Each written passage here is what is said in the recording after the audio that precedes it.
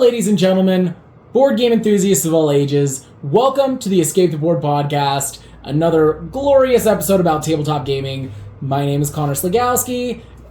And I'm Charles Holm. We just have not a whole lot to talk about today. It may turn into more than we're expecting. That's true. Last time it turned into quite a bit. Yeah. Anyway, so we recently played the game Everdell. It was pretty fun. We've heard a lot about it before. It was really exciting to pick it up. Not a cheap game to get into. No, definitely not. Definitely not. Picked it up for $75 at a game store a couple towns over. But it is a super fun game. And we're going to plug the cafe here, our game nights. This is the type of game that we have in spades at our cafe. The more expensive games to get into for a low price of just $5 a person. You come in, you play this game, Everdell, and any of our other games in the cafe. Stay as long as you want, play as many games as you want, as long as you're out before close. You know what I've noticed about bigger, really expensive games? What's that? So, generally speaking, from my experience, you get a game like Everdell or like Pandemic even. You know, Pandemic's not as expensive, obviously. Right. Pandemic's a good game for anyone. Great game. We'll cover that in another video, absolutely. Anyway, so you get these big, expensive games, and what I've noticed is they're a ton of fun to play. You really enjoy it, and you don't pull it out that often. Some of them. Most of them. There's true. A couple that it's really easy to go back to. Stuff like Betrayal at the House on the Hill, I feel like we play pretty often. We play that game so much. But, I mean, we have stuff like, it's not Dead by Daylight, that's a video game. Dead of Winter. Dead of Winter. That's another big game we've only played a handful of times. I love that game, too. But, I mean, back to the plug-in for gaming cafes in general, you know, we're spending $40, $50, $70 on these games, and you only play it half a dozen times over the course of a couple of years. Yeah, we're definitely breaking the barrier to entry for the hobby. Yeah, anyone out there that wants to try any of these big games, the reality is you're better off, you know, renting it for a day or coming to a cafe where you can just pay a flat fee and enjoy the game. And even if you want to play it multiple times, if you and your friends come to a cafe, let's say that there's 4 of you. So it's $20 to get in, right? Yeah. I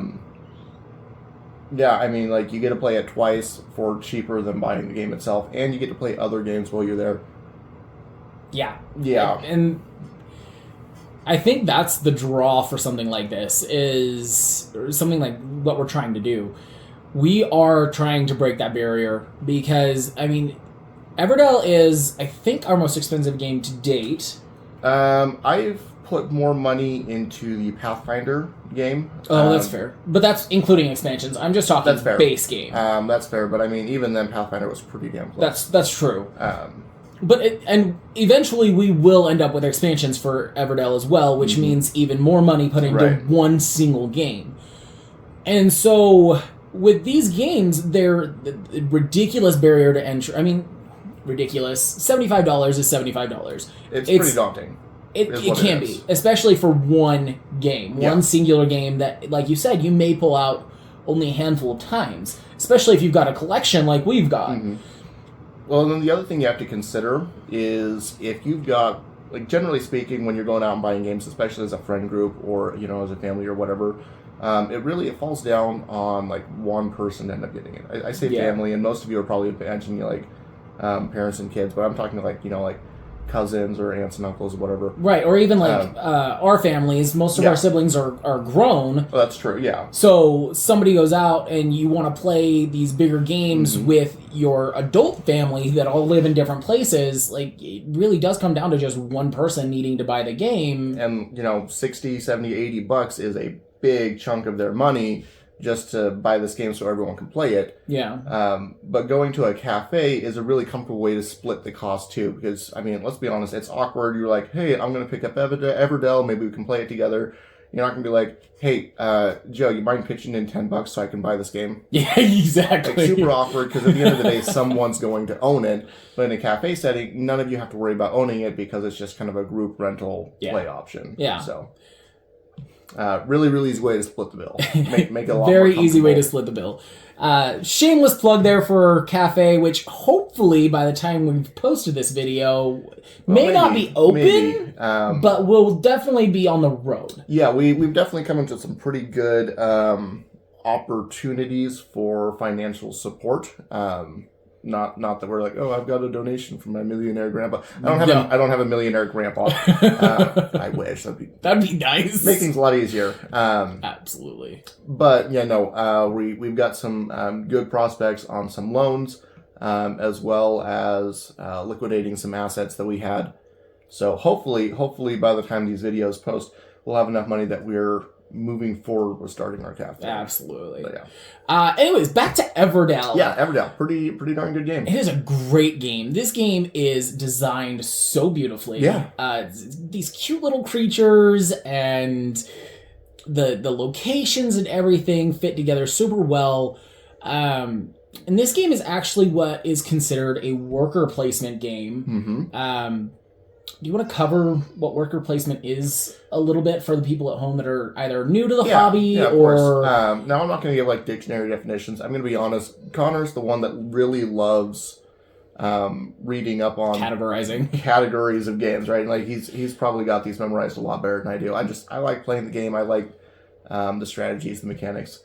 But worker placement is pretty straightforward. Basically, you have like a set number of assets available, and you have to choose how to allocate them. And then, based on your choices, you're going to get, different kind of resources or victory points or however the game's set up.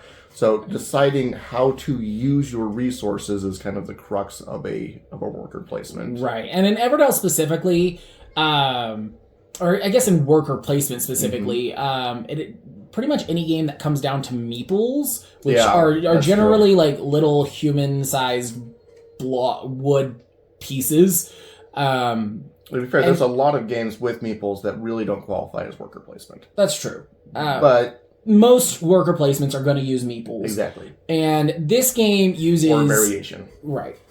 Everdell uses animal-shaped meeples, I guess you could call them. They're little animal-shaped pieces of wood. They've got squirrels, hedgehogs, turtles, and bunnies. Yes. Yeah.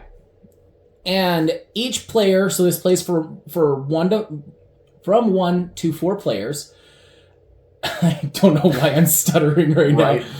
But each player plays as their own animal block. And you take those blocks and you place them on the game board in order to collect resources, in order to collect cards, and build out your own individual city. Right. We keep saying Everdell, and, there's probably a lot of you out there that have no idea what Everdell is. You have no idea what we're talking about. Probably fair. Squirrels, bunnies, what...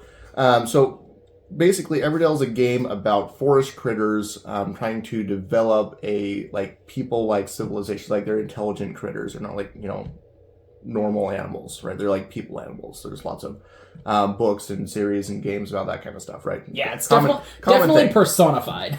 So personified little animal critters trying to develop civilizations out in the woods. That's what Everdell is about. Yeah, and each colony, so each one of these types of animals are building out their own city, which in terms of mechanics equates to up to 15 cards that you can play down in front of you.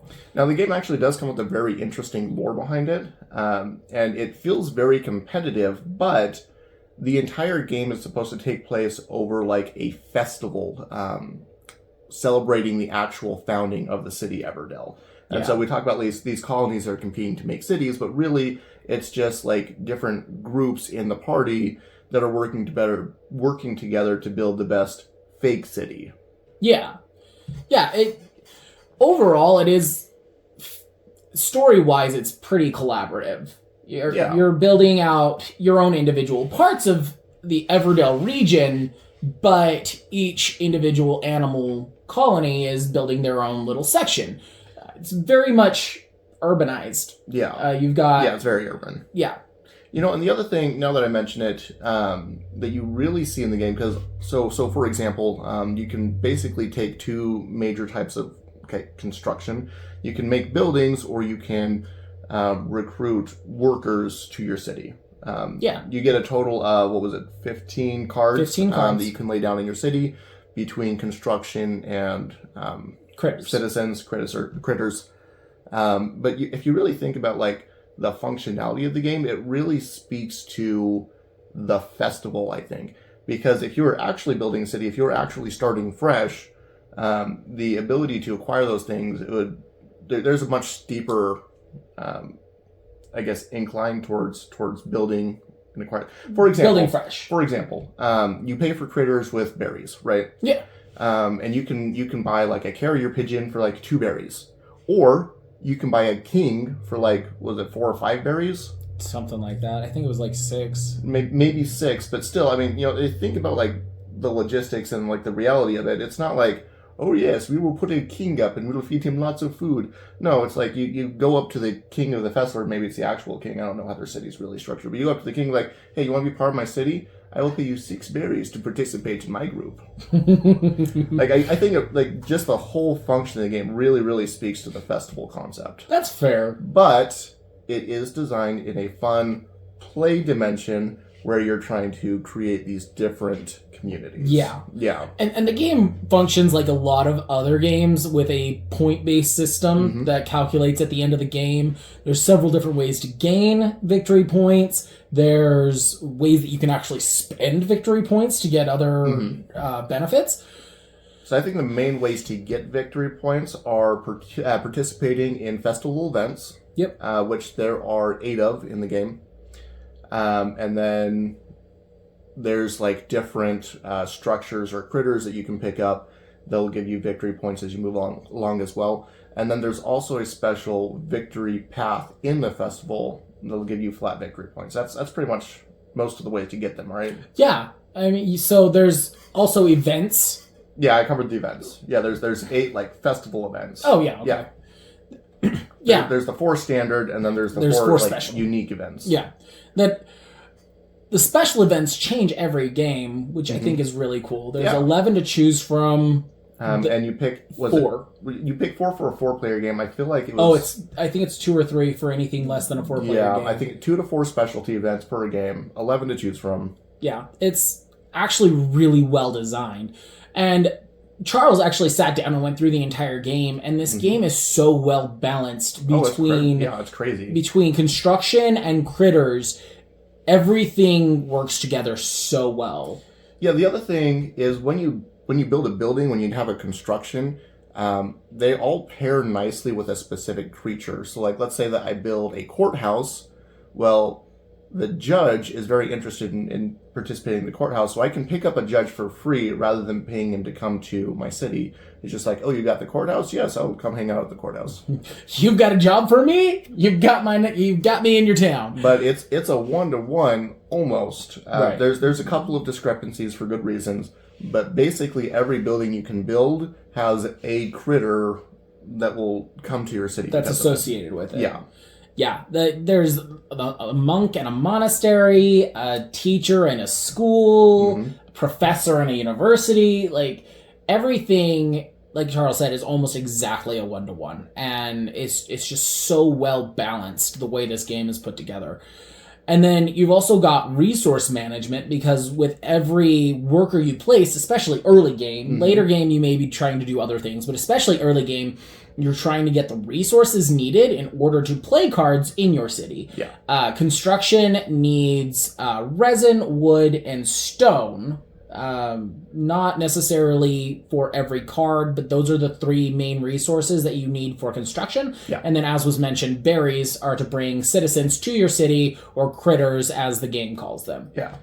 Yeah, definitely. The other thing that you've kind of hinted at a couple of times is, you keep saying design, and I know you're talking about like game design, but the art design is incredible. Oh, it's so beautiful. I know we were talking a little bit about this in when we did Terraforming Mars, and how nice the artwork is, but you don't really see like a good matchup with a lot of games. Like, for example, Pandemic, right? It's a fun game. It's got good artwork. I'm not dissing on Pandemic's artwork, but when you speak to the theme of the game versus the art style, there's a discrepancy. Yeah. Right? Pandemic is a game about this virus, or a couple of viruses that are trying to take over the world, and you've got a team of specialists that are trying to save things. And, when I think of something like that, it feels kind of gritty.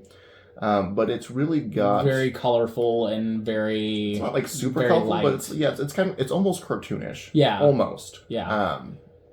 But you get something like Everdell, and I mean the artwork fits the theme perfectly. It is, a woodland society, and the art just feels very woody and natural and cartoonish. Right. In a very critter kind of way. And I would almost, and speaking on the cartoon aspect, I would almost describe the artwork in this game as cartoon mixed with realism. There's realistic aspects, obviously, like in order to have, you got to be able to tell what's on the card, so you've got to have realistic aspects, but I wouldn't call it so cartoony that it resembles like a Cartoon Network cartoon. Mm-hmm. It's something more along the lines of, I don't know, what would be a good example? Something, I wouldn't call it claymation. No, not claymation. It is...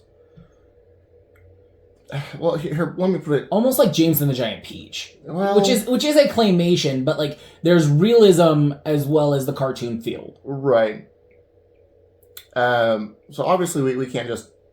I'm not an art specialist, maybe other people could, but we can't describe exactly what the art is, but to put kind of like my feelings into it. Right.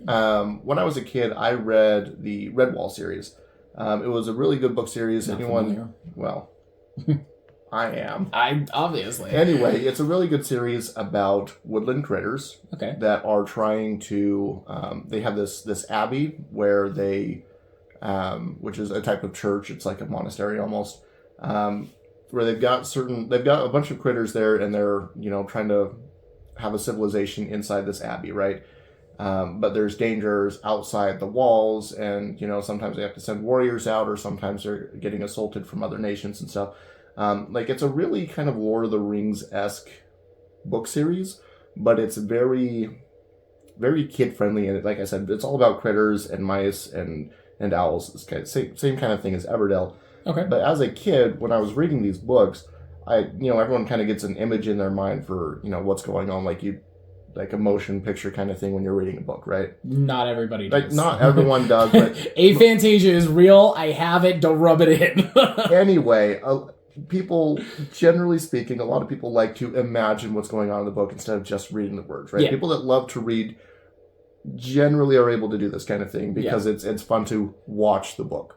That'd be nice. Anyway, long story short... The artwork on Everdell is almost one-to-one with what I imagined as a kid for Redwall. Okay. Yeah, it's nice. Very crittery woodland. It's structured well. It's a very adorable game for people that enjoy that kind of feel and immersion when you're playing the game.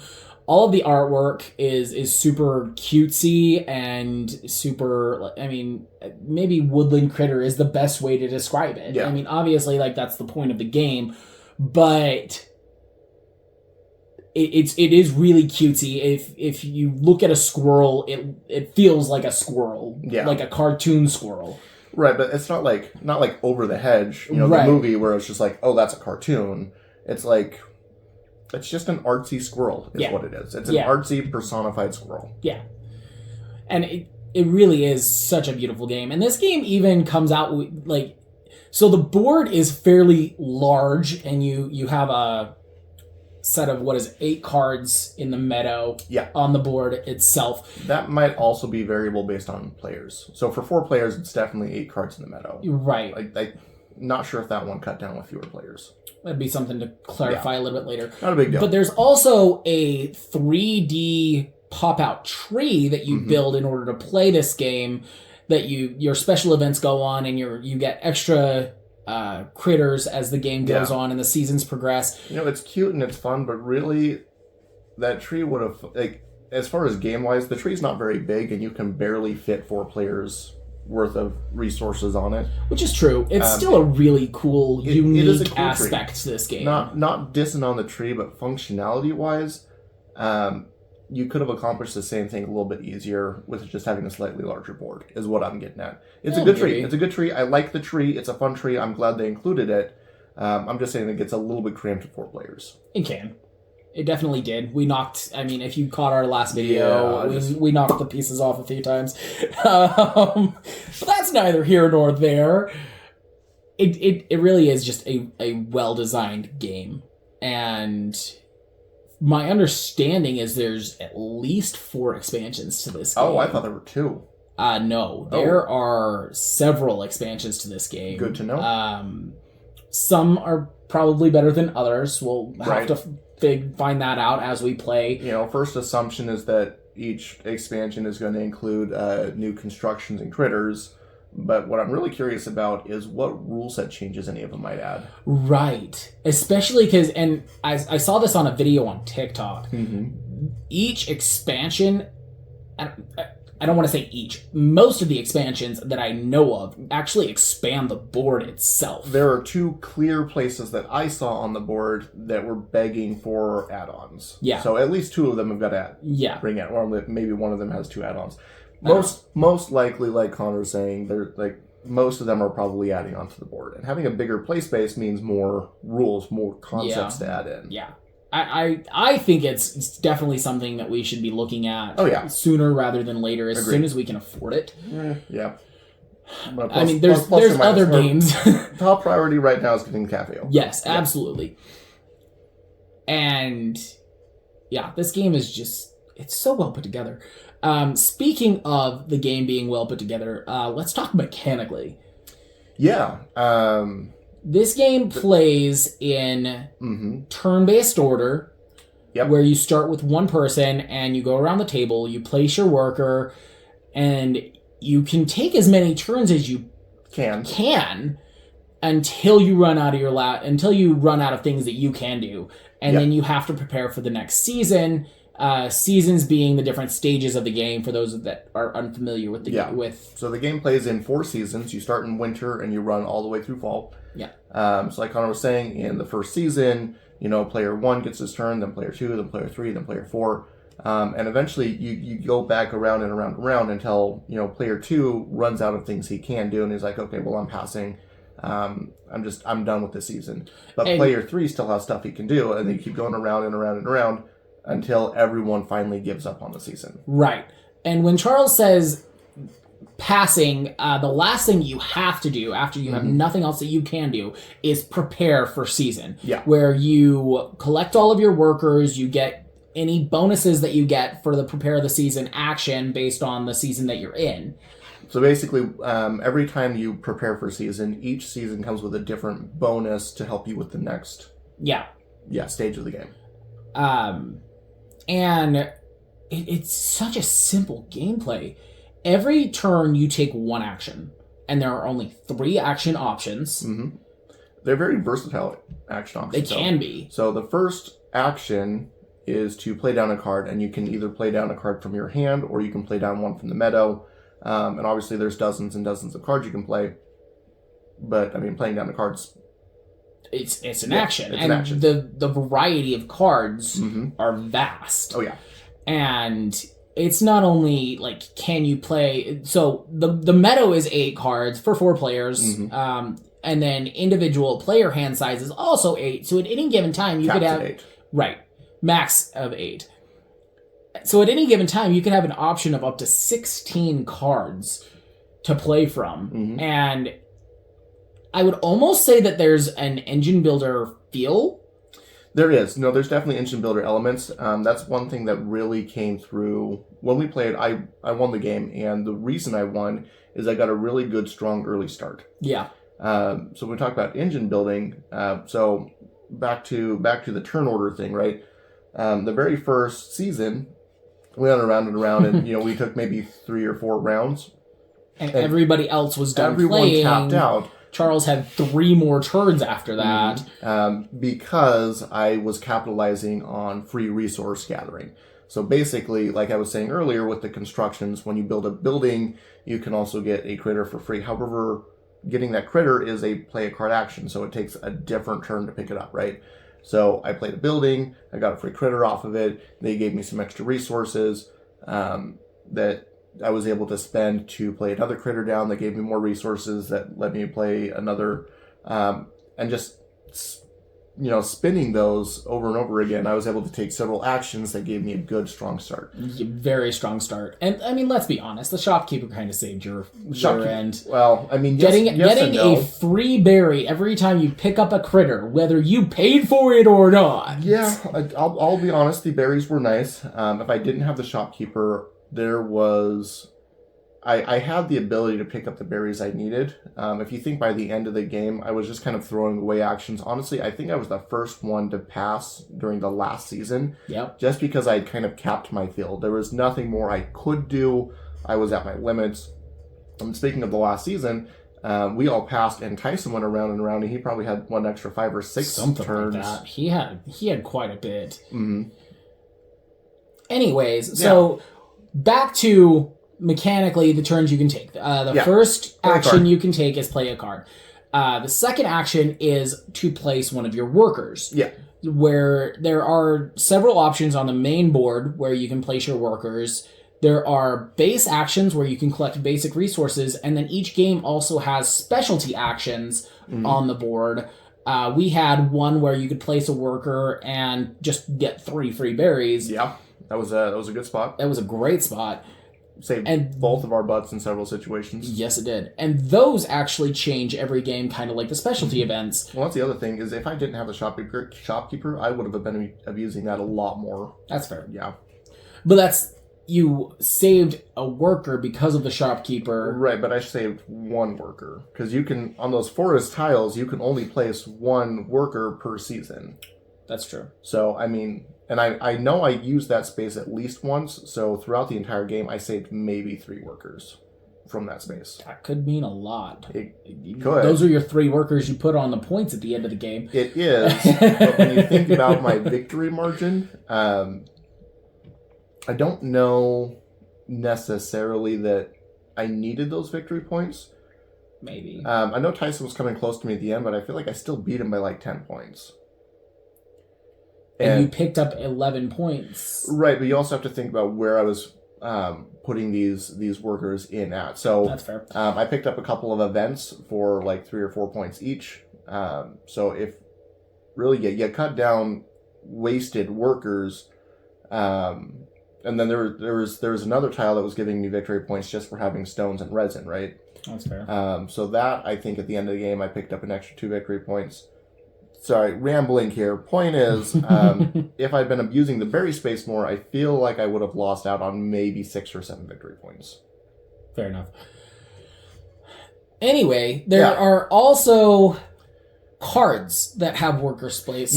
Yes. So when you play a card, sometimes some of them will let you put a worker on there, and they'll give you the same thing as if you'd put them on one of the action spaces on the board. Yeah. Everyone's got a different utility associated with them. There are also 2 types of spaces that workers can go on. There are open and it's just regular. It's not really a word for it. So when you have cards in your city, you can put workers on them.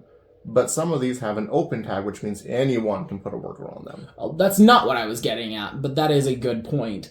There are specific cards that have a little open sign in the bottom left-hand corner that are open for anybody to take advantage of, but if somebody else uses your... No, that's exactly what I was just talking about. Right, I'm clarifying what you were just talking about. If somebody else uses your location with that little open sign, you actually get a victory point for them doing that. Yes. There's a trade-off there. I'm more talking about the... Yeah, so anywhere... The all-inclusive and the solo spaces. So anywhere where you can put a worker has like a little meadow with footprints kind of thing. It's like, it's a nice little circle where you're like, oh, this is where I can put a worker. And they do come in 2 varieties. There's either a closed circle... which means only one worker can go there. Which is an exclusive space. Only one person can ever go there per season. Yes. And then the other one is just an open circle where as many people, as many animals that want to go there can. Exactly. Yeah. I get you. Yeah, that's what I was getting at. But the open sign is a good include in the video. Or in the episode, I guess. And then the third action, which we've already kind of covered, is the prepare for season, where it really is, that's the end of my play for this phase. I'm going to take all of my workers off the board, which in turns actually opens up locations on the board. So you don't want to pull that too early and give your opponents the Well, you never want to pull it too early anyways, because if there's extra actions you can take, right, you want to fill out as much stuff as you can do every season, because there's only so much time to get everything done. Very true. And each season, as we mentioned before, does give you just a little bonus. I think spring just lets you... So there's certain cards that can activate, that they activate when they're played, and then the only time they get to activate is when the seasons change or you play a card with these little green... It's a production symbol. It's like a little plant.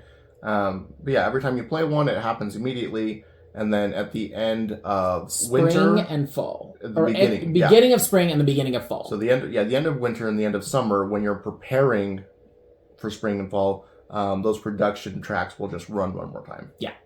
You also get extra workers at the end of each season. Mm-hmm. So each round plays just a little bit longer because there's a little bit more strategy that gets added into it because you have more... Well, you say a little bit, but you have to realize, in winter... obviously you're trying to collect some resources so you can play the rest of the game. You've only got a couple of workers. It's pretty fast. Yeah. In spring, you've got resources. You can take actions to play more cards. You have that extra worker, so it doesn't just take a little bit. It takes true. A bit longer, and then by the time you hit fall, if you're still trying to go strong, like I was saying, for winter, each of you guys took like 3 actions. Yeah. For fall, I took... I think we each took 10 plus. 2, 4, 6. So we all had 6 workers. And I know that I played a couple of cards, and I know... So yeah, I probably took 8 or 9, probably 9 actions in fall. You guys probably took 10, 11. And then Tyson, as compared probably to his... closer to 15. 3 in winter, and then he took 15, 16 turns in fall. Yeah. A little bit of a difference. It ramps. It ramps quite a bit. But the gameplay... So the rule book for this game is 22 pages. Mm-hmm. Granted, there's a section dedicated to the actual lore of the game. It's only about 2 or 3 pages. Right. And then there's a few pages for an vast index. Majority of the book is dedicated to single-player rules. No, the single-player rules were relatively concise. So about half the book is for regular play. And then you've got probably 4 or 5 pages for solo play. You've got another 4-ish pages for the index. Right, that kind of explains individual cards and how they function terms. in the game. Exactly. And then, just a couple pages for lore. So, yeah. But as thick as this book is, and we will probably cover the single-player version in a future episode, but as thick as this book is, the play is incredibly simple. Yeah. Very straightforward. The strategy is diverse because there's a lot of versatility in what actions, and what you can do with your actions. Granted, there's the 2 actions, but there's so many different things. Yeah.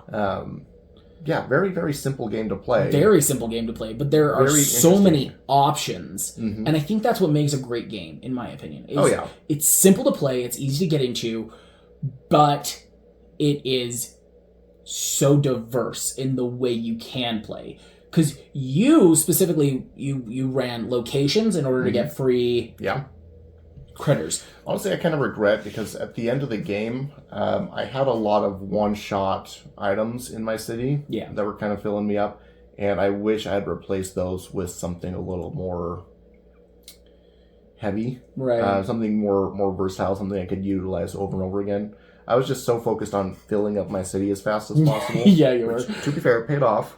But yeah, for me, I mean, I'm not even gonna lie. I got a little bit of tunnel vision on the special events, and I was more interested in one special event because I had one piece of it, and I was like, okay, I'm gonna get that.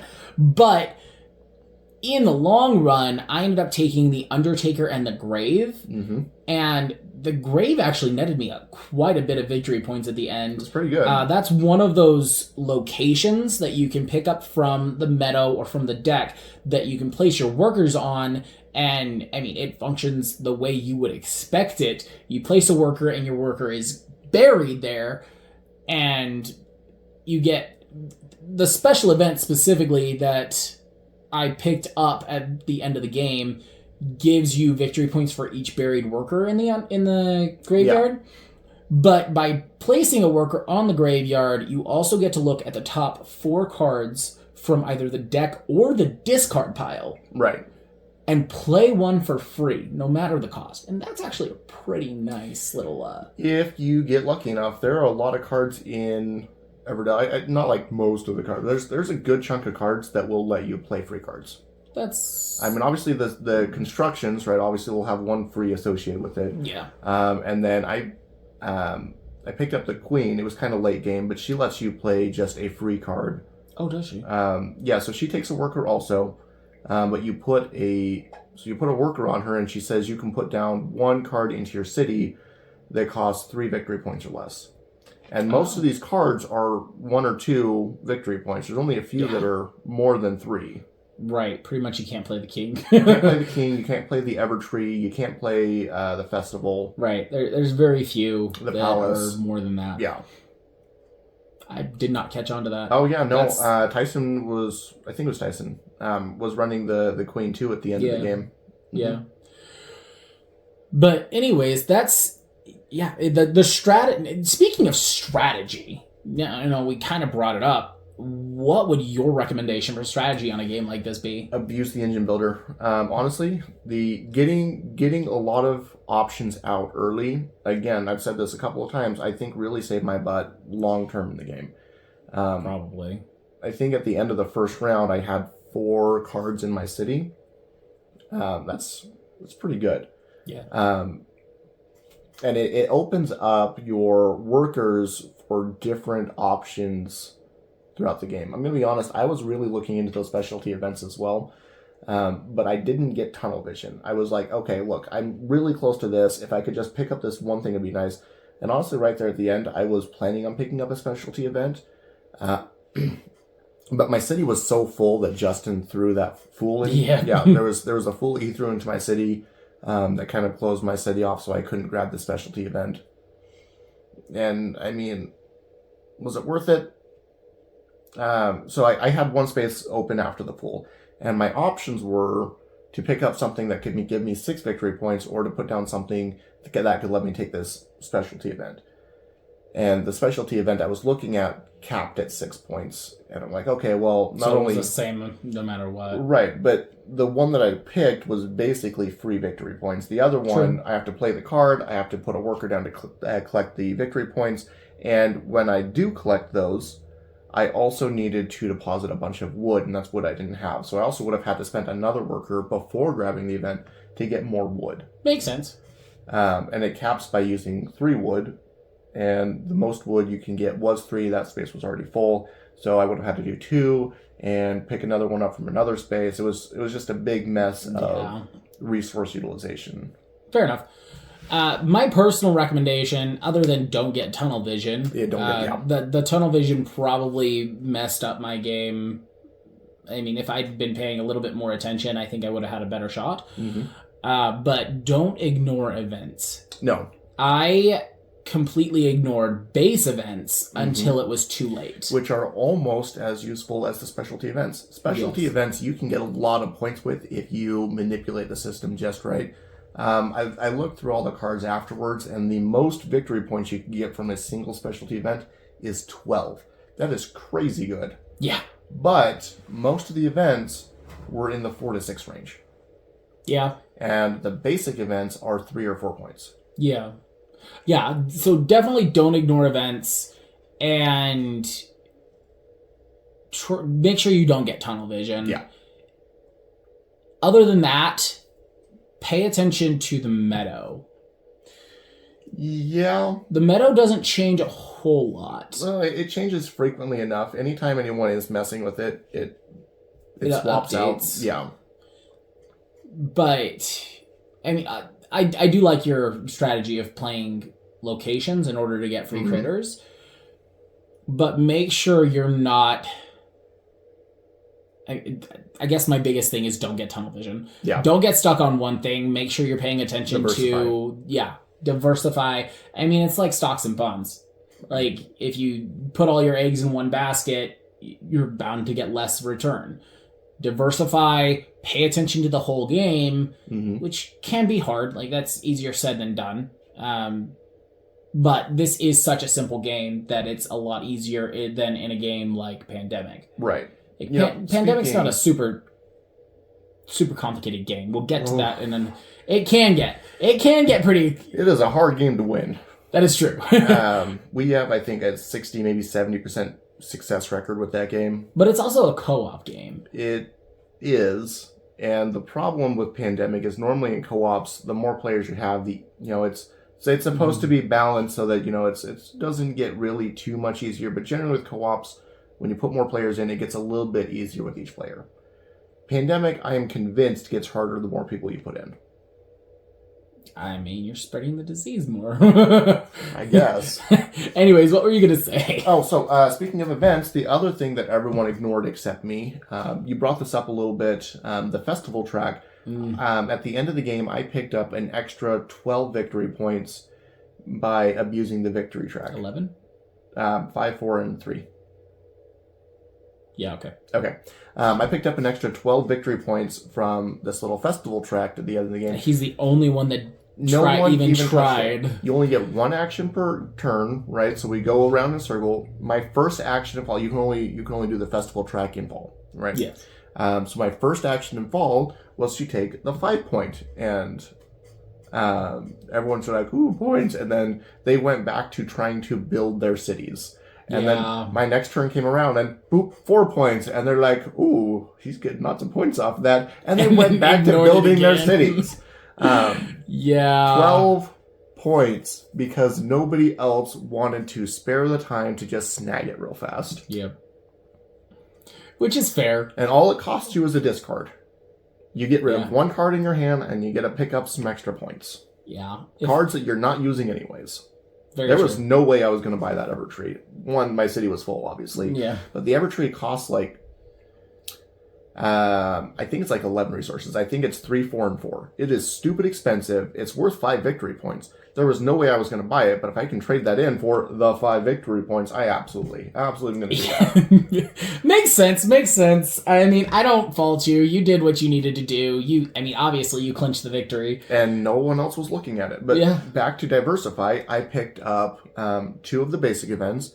I picked up all of the festival track, and then I had a bunch of points scoring off of my cards. Yeah. Diversify. That is the name of this game. And well, it's named Everdell. I won the game with 50, was it 57? I don't remember the exact number. 57 sounds about right. I had 57 victory points. I picked up 7 from basic events, 12 from the victory track, and that leaves about, 30-ish, 35. Right, which is pretty much cards. where everybody else ended. Everyone else ended with about 35 points. Yeah. It was 30 to 42, I think Tyson capped at. Yeah. Tyson had one of the basic events, didn't he? Tyson picked up one of the basic events, and the rest of his stuff was in cards as well. Yeah. And then you picked up one of the specialty events. Yep. And everything else was in cards. Yeah. Yeah. So, don't ignore that. Don't skimp on points. Duh. Seems like a no-brainer, but seems like a gimme. But again, you get tunnel vision, and I think. I honestly think Justin and I both did the same thing. I think we got tunnel vision. Absolutely. I'm not even sure what his plan was. I don't know. But it was our first time playing the game. I had a great time. It was good game. Such a great time.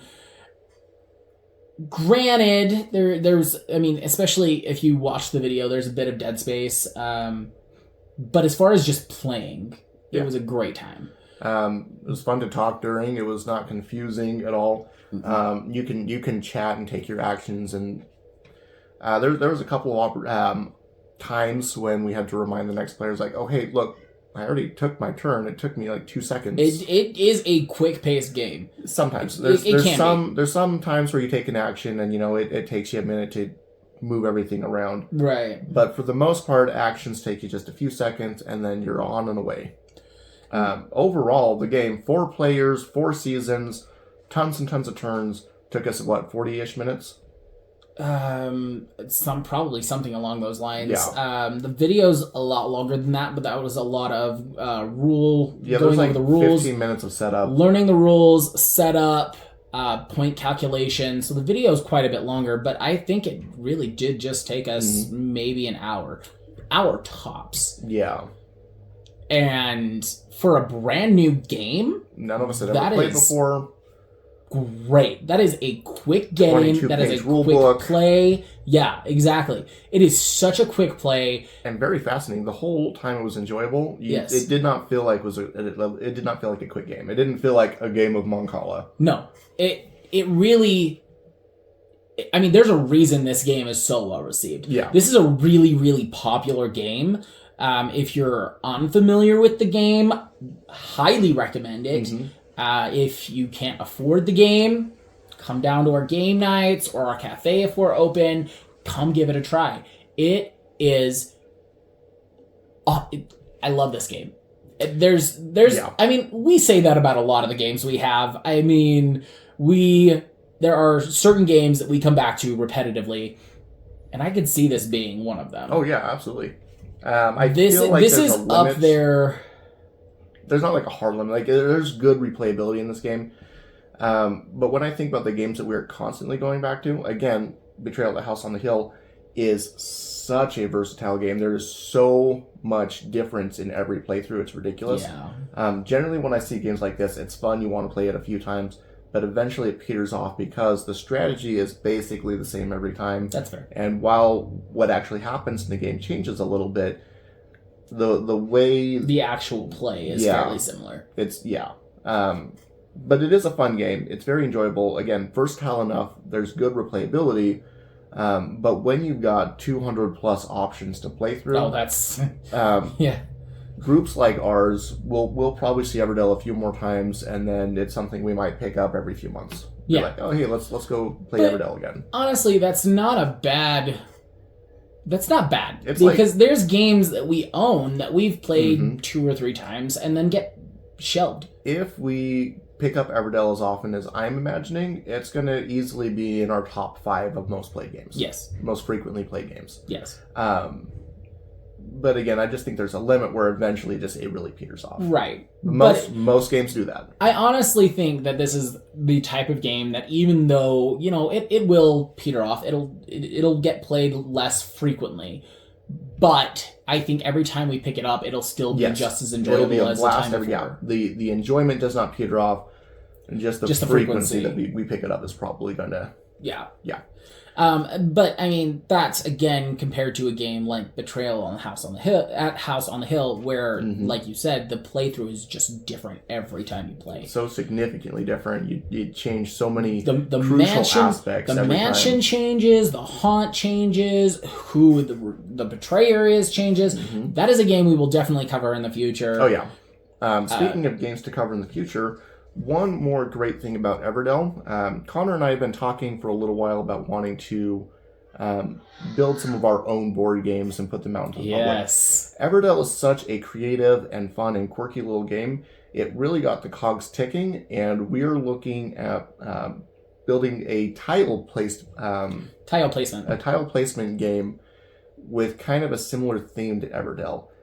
So definitely, keep an eye out for that. We don't know when we're going to release it. We're planning on making, a video or two.